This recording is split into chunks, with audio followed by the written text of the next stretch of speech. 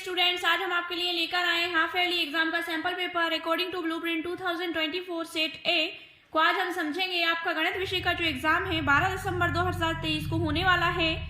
तो मैथ के model paper के बारे में आज हम बात करने वाले हैं। अगर आपने वीडियो को अभी तक लाइक और शेयर नहीं किया है और चैनल को सब्सक्राइब नहीं किया है तो प्लीज वीडियो को लाइक और चैनल को सब्सक्राइब कर लीजिए।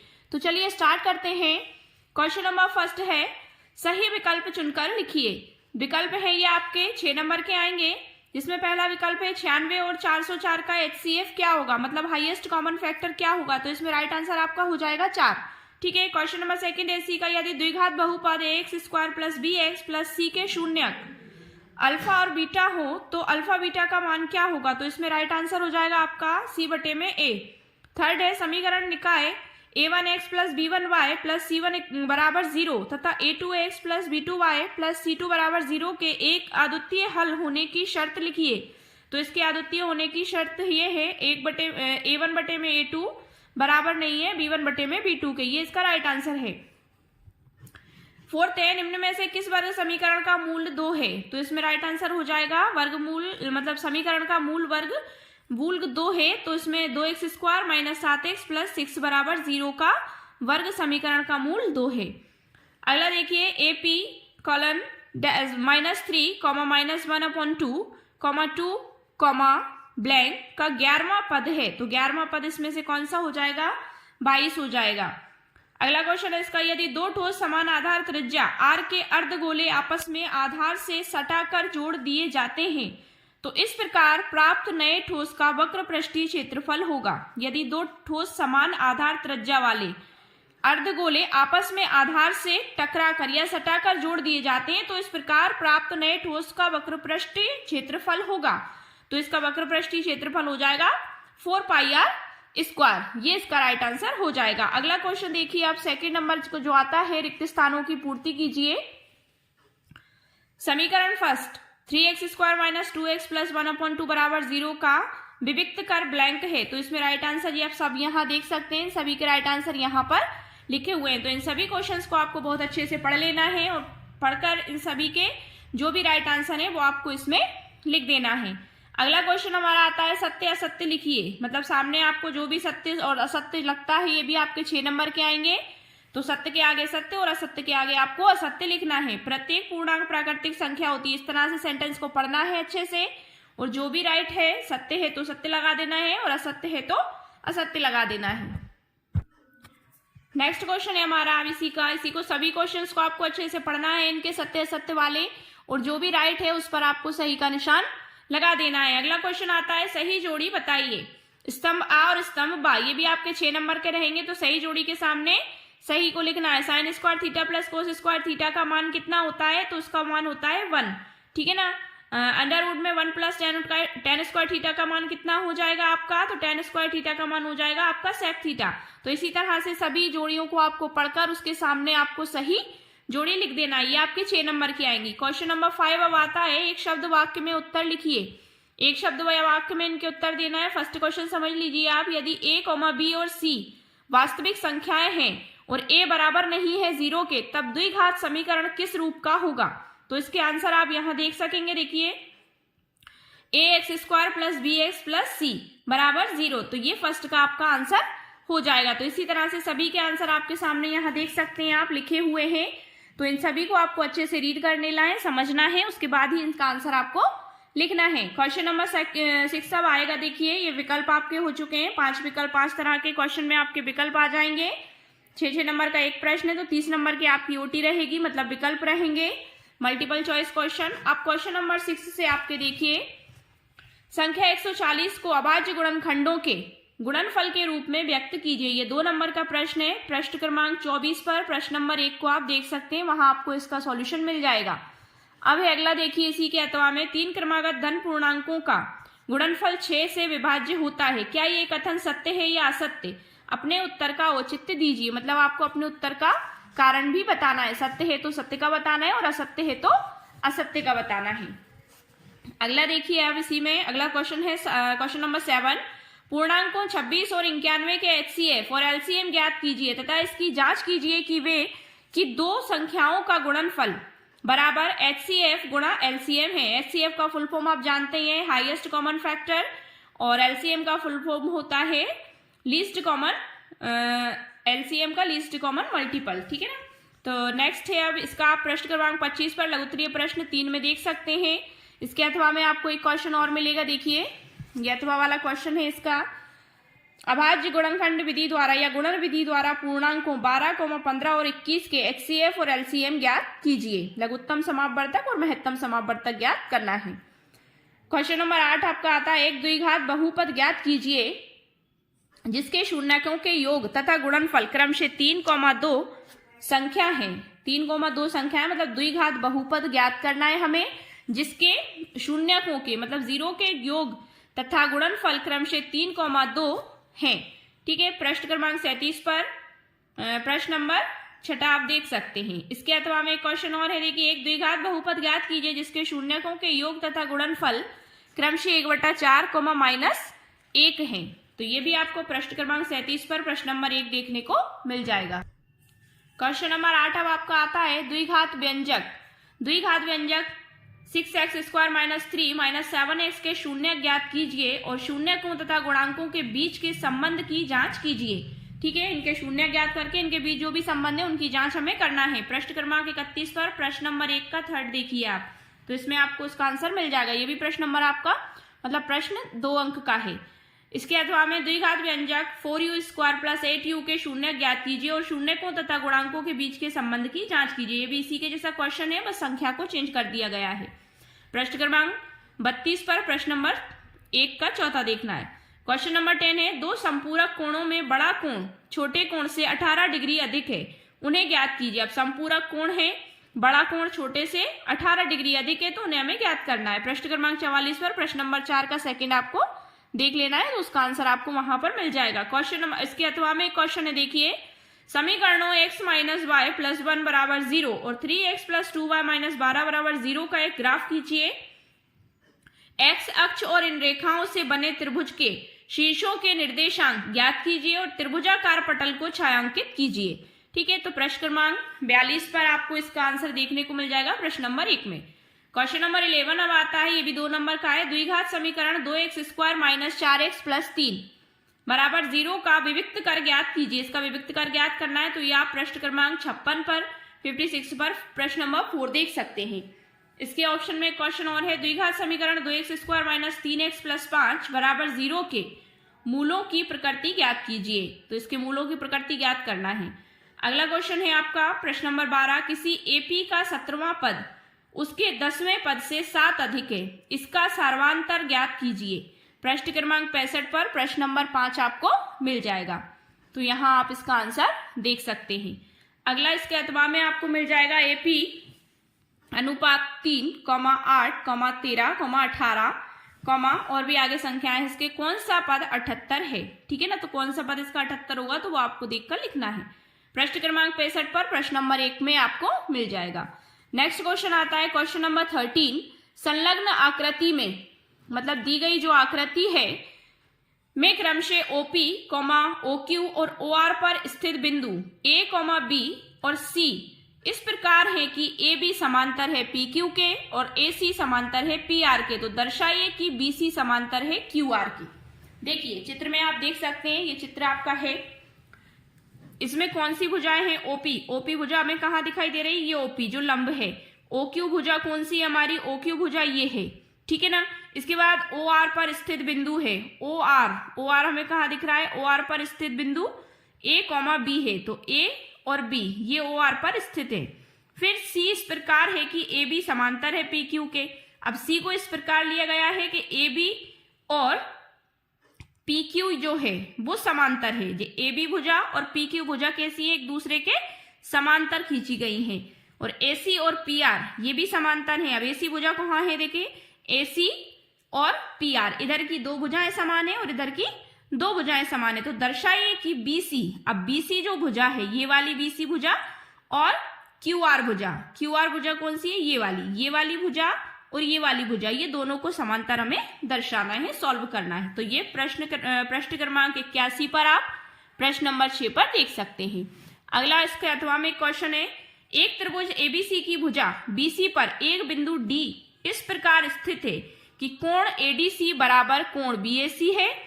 दर्शाइए कि CA² बराबर CB इंटू CD है। ठीक है, तो प्रश्न क्रमांक 84 पर प्रश्न नंबर 14 में आप इसे देख सकते हैं। क्वेश्चन नंबर 14 हमारा अब आता है, बिंदुओं 0,0 और 36,15 के बीच की दूरी ज्ञात कीजिए। प्रश्न क्रमांक 89 पर प्रश्न नंबर 2 आप इसे देख सकते हैं। अथवा में इसके क्वेश्चन है, निर्धारित कीजिए कि क्या बिंदु 1,5 और 2,3 और -2,11 संरेखी है, मतलब एक ही रेखा पर संरेखी है। प्रश्न क्रमांक 89 पर प्रश्न नंबर 3 में आपको ये देखने को मिल जाएगा। क्वेश्चन नंबर 15 आपका आता है, देखिए क्वेश्चन नंबर 15 है, कॉट ए बराबर 8 हो, तो साइन ए और सेक ए के मान को ज्ञात कीजिए। कोट ए बराबर यदि 8 दिया है तो साइन ए और सेक ए का मान आपको ज्ञात करना है। तो प्रश्न 97 पर प्रश्न नंबर 3 में आप इसे देख सकते हैं। इसके अथवा में अगला क्वेश्चन जो है वो आपको यहाँ देख लीजिए, सिद्ध कीजिए -1 प्लस सेक ए बटे में सेक ए बराबर सेक स्क्वायर ए बटे में 1 माइनस कॉस ए। इसको आपको सिद्ध करना है कि ये इसके बराबर है या नहीं, तो ये सिद्ध करके हम बता सकते हैं। इसके बाद प्रश्न 100 पर आपको ये क्वेश्चन देखने को मिलेगा। ये भी सारे 2-2 नंबर के क्वेश्चन है। अब क्वेश्चन नंबर 16 आपका आता है, 900 सेबों के एक ढेर में से यादृच्छिक छाया एक सेब चुनने पर सड़ा सेब निकालने की प्रायिकता 0.18 मतलब 0.18 है, तो ढेर में सड़े हुए सेबों की संख्या क्या है। मतलब एक की प्रायिकता कितनी बताई जा रही है, 0.18 है, तो ढेर में जितने भी सड़े हुए सेबों की संख्या है वो क्या होगी, वो हमें ज्ञात करना है। तो पेज नंबर 158 पर प्रश्न नंबर 18 में ये आपको मिल जाएगा। इसके अथवा में क्वेश्चन है, एक पासे को एक बार फेंका जाता है, निम्नलिखित को प्राप्त करने की प्रायिकता ज्ञात कीजिए। अब एक पासे को एक बार फेंकेंगे तो इसमें क्या, फर्स्ट कंडीशन आपकी एक अभाज्य संख्या और सेकंड कंडीशन एक विषम संख्या, तो ये आपको ज्ञात करना है। प्रश्न क्रमांक 160 पर प्रश्न नंबर 3 का फर्स्ट एवं थर्ड आप देख सकते हैं, वहां इसका आंसर आपको मिल जाएगा। क्वेश्चन नंबर 17 अब है, देखिए 20 बल्बों के एक समूह में 4 बल्ब खराब हैं। देखिए 20 बल्बों का एक समूह है और उसमें से 4 बल्ब आपके खराब निकल गए हैं। इस समूह में से एक बल्ब यादृच्छिक छाया निकाला जाता है, इसकी क्या प्रायिकता है कि बल्ब खराब होगा। मतलब ये कैसे कह सकते हैं हम कि बल्ब खराब होगा। तो प्रश्न 156 पर प्रश्न नंबर 10 का 1 देख लीजिएगा आप, तो उसमें आपको इसका सॉल्यूशन मिल जाएगा। नेक्स्ट है आपका, इसी के अथवा में प्रारंभिक घटना को परिभाषित कीजिए। ठीक है, तो प्रारंभिक घटना एक क्वेश्चन ही है, इसको आपको परिभाषित करना है। प्रश्न क्रमांक 155 पर प्रश्न नंबर 2 में इसका आंसर आप देख सकते हैं। ये भी आपका 2 नंबर का है। प्रश्न नंबर 18 है, एक 80 मीटर चौड़ी सड़क के दोनों ओर आमने सामने समान लंबाई वाले 2 खंबे लगे हुए हैं। मतलब एक 80 मीटर चौड़ी एक सड़क है और उसके दोनों ओर आमने सामने समान लंबाई वाले 2 खंबे लगे हुए हैं। इन दोनों खंभों के बीच सड़क के एक बिंदु से खंभों के शिखर के उन्नयन कोण क्रमशः 60 डिग्री के और 30 डिग्री के हैं। दोनों खंभों के बीच सड़क के एक बिंदु से यदि देखा जाए तो खंभों के शिखर के उन्नयन कोण जो बन रहे हैं वो 60 डिग्री और 30 डिग्री है। तो खंभों की ऊंचाई और खंभों से बिंदु की दूरी ज्ञात कीजिए। तो प्रश्न क्रमांक 113 पर प्रश्न नंबर 6 में आप इसे देख सकते हैं। इसी के अथवा में क्वेश्चन और है, आंधी आने से एक पेड़ टूट जाता है और टूटा हुआ भाग इस तरह मुड़ जाता है कि पेड़ का शिखर जमीन को छूने लगता है और इसके साथ 30 डिग्री का कोण बनता है। पेड़ के पाद बिंदु की दूरी जहां पेड़ का शिखर जमीन को छूता है 8 मीटर है। तो पेड़ की ऊंचाई ज्ञात कीजिए। तो इस क्वेश्चन को आपको बहुत ही समझकर पढ़ना है, उसके बाद क्वेश्चन के आधार पर ही आपको आंसर लिखना है। प्रश्न क्रमांक 109 पर प्रश्न नंबर 1 में आप इसे देख सकते हैं। क्वेश्चन नंबर 19 अब हमारा देखिए, 2 संकेंद्रीय वृत्तों की त्रिज्याएं, संकेंद्रीय मतलब एक ही केंद्र पर बनने वाले 2 वृत्तों की त्रिज्याएं 5 सेंटीमीटर तथा 3 सेंटीमीटर हैं। बड़े वृत्त की त्रिज्या की उस जीवा की लंबाई ज्ञात कीजिए जो छोटे वृत्त को स्पर्श करती हो। तो मतलब बड़ा जो वृत्त बन रहा है उसकी त्रिज्या की उसकी जीवा की लंबाई ज्ञात करना है जो छोटे वृत्त को छू रही हो। तो प्रश्न क्रमांक 121 पर प्रश्न नंबर 5 में आप इसका आंसर देख सकते हैं। इसके अथवा में क्वेश्चन और है, ये 3 नंबर का प्रश्न आएगा आपका। किसी बाह्य बिंदु से, बाह्य मतलब बाहरी बिंदु से वृत्त पर खींची गई दो स्पर्श रेखाओं की लंबाइयां बराबर होती हैं, सिद्ध कीजिए। ये एक प्रमेय है, मतलब कथन दिया गया है, तो इसे आपको सिद्ध करना है। क्वेश्चन नंबर 20 हमारा आता है 6 सेंटीमीटर त्रिज्या वाले एक वृत्त के एक त्रिज्य खंड का क्षेत्रफल ज्ञात कीजिए जिसका कोण 60 डिग्री है। तो इसमें पाई का मान आपको दिया है कि इस मान से आपको सॉल्व करना है। पाई बराबर 22/7 का प्रयोग आपको इसमें करना है। तो क्या है क्वेश्चन, 6 सेंटीमीटर त्रिज्या वाला एक वृत्त है, इसके त्रिज्य खंड का क्षेत्रफल आपको ज्ञात करना है जिसका एक कोण कितना है, 60 डिग्री का है। अगला है इसके अथवा में 28 सेंटीमीटर त्रिज्या वाले उस त्रिज्य खंड का क्षेत्रफल ज्ञात कीजिए, मतलब जिसकी त्रिज्या कितनी है, 28 सेंटीमीटर है। तो उस त्रिज्य खंड का क्षेत्रफल ज्ञात करना है जिसका केंद्रीय शीर्ष कोण 45 डिग्री हो। केंद्रीय मतलब सेंटर का, शीर्ष कोण मतलब सबसे ऊंचा, शीर्ष कोण मतलब शीर्ष से जो बन रहा हो वो 45 डिग्री का हो। पृष्ठ 128 पर प्रश्न नंबर 1 में आप इसको देख सकते हैं।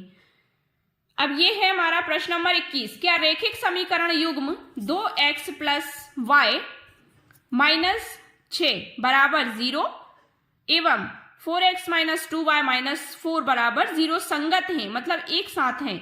यदि हाँ तो इसे ग्राफीय विधि से हल कीजिए। अगर ऐसा है तो इसे ग्राफ के द्वारा आपको हल करके दिखाना है। तो इसका सॉल्यूशन आप पृष्ठ क्रमांक 51 पर प्रश्न नंबर 2 में देख सकेंगे। अब इसका अगला अथवा वाला क्वेश्चन है, देखिए ये आपका 4 नंबर का आएगा। एक आयताकार बाग जिसकी लंबाई चौड़ाई से 4 सेंटीमीटर अधिक है। एक आयताकार बाग है जिसकी लंबाई चौड़ाई से कितनी अधिक है, 4 सेंटीमीटर अधिक है, का अर्ध परिमाप 36 मीटर है। बाग की विमाएं ज्ञात कीजिए। ठीक है ना, तो बाग की विमाएं आपको ज्ञात करना है। पृष्ठ क्रमांक 51 पर प्रश्न नंबर 3 में आप इसका देख सकते हैं। अगला क्वेश्चन हमारा आता है प्रश्न नंबर 22। एक ठोस कोमा एक अर्धगोले पर खड़े एक शंकु के आकार का है जिसकी त्रिज्या 1 सेंटीमीटर है तथा शंकु की ऊंचाई उसकी त्रिज्या के बराबर है। इस ठोस का आयतन पाई के पदों में ज्ञात कीजिए। तो इस ठोस जो का आयतन जो है ना ठोस का, उसे हमें पाई के पदों में ज्ञात करना है, ठोस गोले का आयतन। तो ये पृष्ठ क्रमांक 141 पर आप प्रश्न नंबर 9 में इसका सॉल्यूशन देख सकते हैं। इसके अथवा में क्वेश्चन है, पानी से भरी हुई एक अर्धगोलाकार टंकी को एक पाइप द्वारा 3 सही 4/7 लीटर प्रति सेकंड की दर से खाली किया जाता है। यदि टंकी का व्यास 3 मीटर है तो वह कितने समय में आधी खाली हो जाएगी। मतलब उन्होंने क्या पूछा है कि उस टंकी को कितने समय में आधा खाली किया जा सकता है। तो पाई का मान हमें यहां रखना है 22/7। तो पृष्ठ क्रमांक 141 पर प्रश्न नंबर 10 आप देख सकते हैं। इसमें आपको इसका सॉल्यूशन मिल जाएगा। आज की वीडियो का हमारा लास्ट क्वेश्चन है इस सेट का। निम्नलिखित सारणी किसी अस्पताल में एक विशेष वर्ष में भर्ती हुए रोगियों की आयु को दर्शाती है। ये जो सारणी दी गई है, किसी अस्पताल में एक विशेष वर्ष में भर्ती हुए लोगों की या रोगियों की आयु को दर्शा रही। तो ये आयु वर्षों में दी है और रोगियों की संख्या नीचे दी है। देखिए आयु वर्षों में 5 से 15 वर्ष के आयु के लोग, रोगियों की संख्या 6 थी। 5 से 15 वर्ष के रोगियों की संख्या कितनी है, 6। 15 से 25 वर्ष के रोगियों की संख्या 11 है। 25 से 35 की 21 है। 35 से 45 की 23 है। 45 से 55 की 14 है और 55 से 65 की 5 है। तो इन सभी में कितने का अंतराल हो रहा है, 10 का अंतराल हो रहा है। तो उपरोक्त आंकड़ों का बहुलक, अब बहुलक हमें ज्ञात करना है इसमें, और माध्य ज्ञात कीजिए, मतलब समांतर माध्य। दोनों केंद्रीय प्रवृत्तियों की तुलना कीजिए और उनकी व्याख्या भी कीजिए। पृष्ठ क्रमांक 150 पर प्रश्न नंबर 1 में आप इसका सॉल्यूशन देख सकते हैं। इसी का अथवा वाला क्वेश्चन एक और मिल जाएगा आपको। निम्नलिखित आंकड़े 225 बिजली उपकरणों के प्रेक्षित जीवन काल यानी घंटों में की सूचना देते हैं। देखिए जीवन काल घंटों में दिया है, 0 से 20 घंटे, 10 बारंबारता है, 20 से 40 का 35 है, 40 से 60 का 52 है, 60 से 80 का 61 है, 80 से 100 का 38 है और 100 से 120 का 29 है। तो उपकरणों का बहुलक जीवन काल ज्ञात करना है। ये पृष्ठ क्रमांक 147 पर प्रश्न नंबर 7 में आप इसे देख सकते हैं। तो इन सभी क्वेश्चंस को आपको बहुत अच्छे से तैयार कर लेना है, समझना है पढ़कर, उसके बाद इन्हें सॉल्व करना है। टोटल आपके 23 क्वेश्चन है, 23 क्वेश्चन है। इसमें अगर आपने अभी तक क्वेश्चंस को, ये सारे क्वेश्चंस आपने तैयार कर लिए हैं तो आप 100% स्कोर कर पाएंगे।